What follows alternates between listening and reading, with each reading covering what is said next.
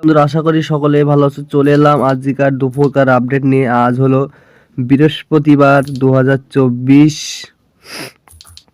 তো বন্ধুরা, আজ সারাদিন কেমন যাবে, কোথায় কোথায় ঠান্ডা বেশি পড়তে চলেছে, তাছাড়া কোথায় কুয়াশা থাকবে, আর কোন জায়গাগুলিতে বৃষ্টি হবে, আর ঘূর্ণাবর্ত কত দূরে এগালো, সব কিছু এই ভিডিওর মাধ্যমে আলোচনা করব। তো বন্ধুরা, আমরা দেখে নিই এই মুহূর্তে উইন্ডি অ্যাপসে কি বলছে। এই যে বন্ধুরা, সরাসরি এই মুহূর্তে দেখা যাচ্ছে যে ঘূর্ণাবর্তটা তৈরি হচ্ছে, তার ফলে বঙ্গোপসাগর জুড়েই মেঘ এই মুহূর্তে বিস্তার লাভ করছে আস্তে আস্তে। এইটা আস্তে আস্তে আরও ঘনীভূত হবে, এই সাইড পানে রিফ্লেক্ট পড়তে শুরু করবে, মানে যেটা নিম্নচাপ তৈরি হচ্ছে। আর কুয়াশা আজকেও কিছু কিছু জায়গাতে ভালো পরিমাণেরই কুয়াশা পড়েছে, আরও পড়বে। যেমন কলকাতা, মুর্শিদাবাদ, নদিয়া, বীরভূম, মালদা সব জায়গাতেই, তারপরে দেবগ্রাম, বেথুয়া সব জায়গাতেই ভালো পরিমাণে ঠান্ডা আর সকালে কুয়াশা তোমরা দেখতে পাবে।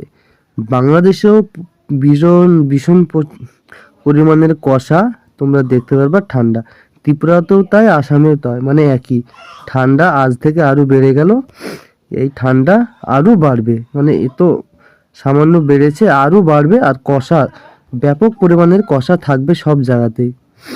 তো বন্ধুরা, এ হলো ঠান্ডার পরিস্থিতি, দিন দিন বাড়বে। এবার আমরা বজ্র বিদ্যুৎ মোড করে সরাসরি ঘূর্ণিঝড়টা দেখে নেব।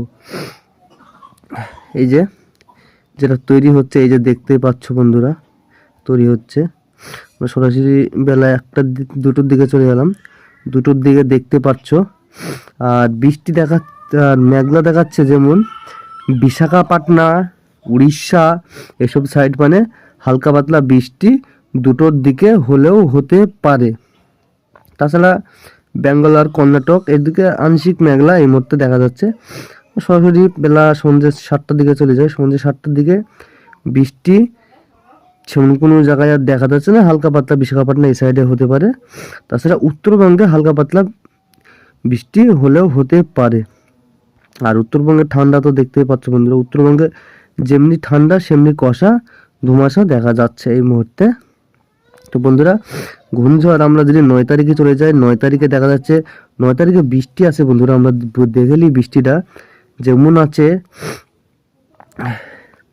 কলকাতাতে বৃষ্টি দেখা যাচ্ছে না বেলা 10টার দিকে।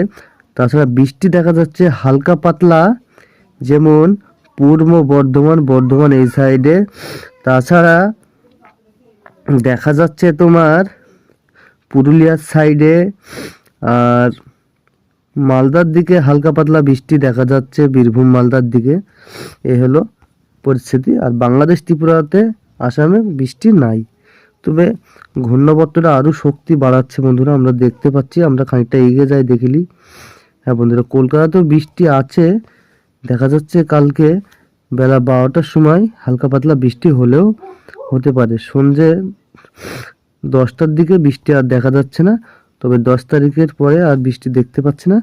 তবে ঘূর্ণাবর্তটা আস্তে আস্তে এগাচ্ছে, এই যে দেখতে পাচ্ছ, এই যে শক্তি বাড়াচ্ছে। 11 তারিখ লাগাত আরও শক্তি বাড়াচ্ছে। 11 তারিখে হালকা পাতলা বৃষ্টি হতে শুরু করে দেবে, যেমন কর্ণাটক এসব সাইডে, বেঙ্গলার এসব সাইডে।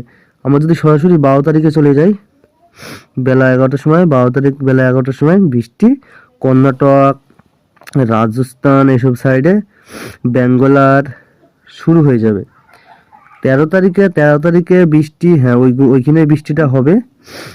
আর আমরা যদি 14 তারিখে যাই, 14 তারিখে দেখা যাচ্ছে আবার একটি ঘূর্ণাবর্ত এখানে তৈরি হচ্ছে, দেখতেই পাচ্ছ বন্ধুরা।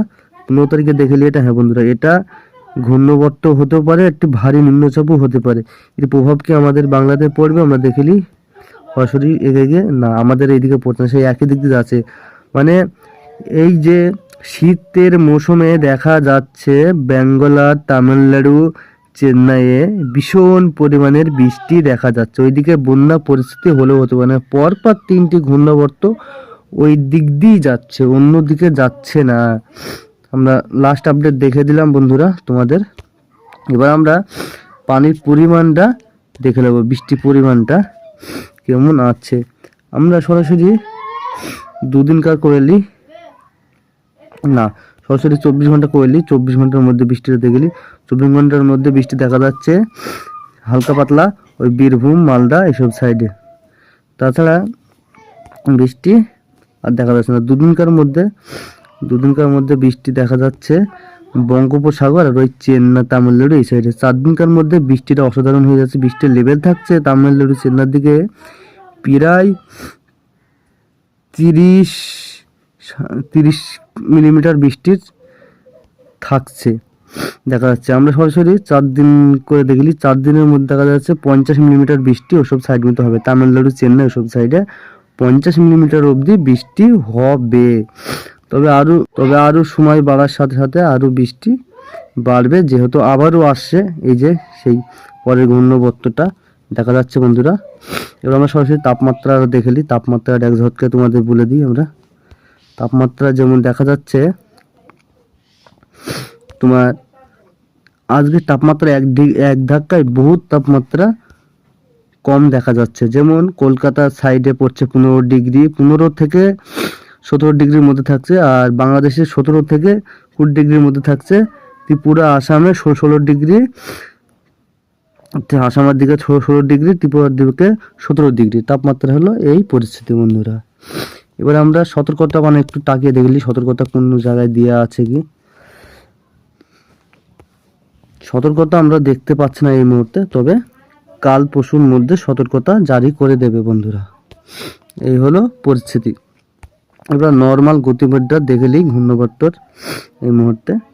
নর্মাল গতিবেগ খুব একটা নেই, 18-22 এরকম গতিবেগ নর্মাল। এটা জিএফএস মডেল করে যদি কাস্টিং করি তাহলে কত গতিবেগ দেখাচ্ছে আমরা দেখে নিই। যে বন্ধুরা জিএফএস মডেল করে কাস্টিং করে সেই খুব একটা হেরফের হচ্ছে না গতিবেগের। 23 কিলোমিটার ঘন্টায় হাওয়া হচ্ছে বেগে। তো এটা অতটা ঝড়ো হাওয়া দেবে না, এটা ভারী নিম্নচাপও হবে এরকমই দেখা যাচ্ছে। আর পরের ঘূর্ণিবর্তটা এটা ঘূর্ণিঝড় এটাও হবে না দেখা যাচ্ছে, এটা একটু ভারী নিম্নচাপে পরিণত হবে। এটা মানে যে নিম্নচাপটা যাচ্ছে এই মুহূর্তে তার চেয়েও শক্তিশালী একটা নিম্নচাপ তৈরি হবে। তো ঘূর্ণিঝড়ের পরিস্থিতি আমরা এই মুহূর্তে দেখতে পাচ্ছি না। তো বন্ধুরা এই হলো অবস্থান। ভিডিওটা যদি ভালো লাগে চ্যানেলটাকে সাবস্ক্রাইব করে সাথে থাকবেন এরকম খবরের ভিডিও নিয়মিত দেখার জন্য। আর আমরা যেটা এই চ্যানেলে দেখতে পাই, যেটা এই আপডেটে আসে সেটাই তোমাদের আমরা শেয়ার করি তোমাদের সতর্কতার জন্য। তো ভালো থাকবেন, সুস্থ থাকবেন, নিজের খেয়াল রাখবেন।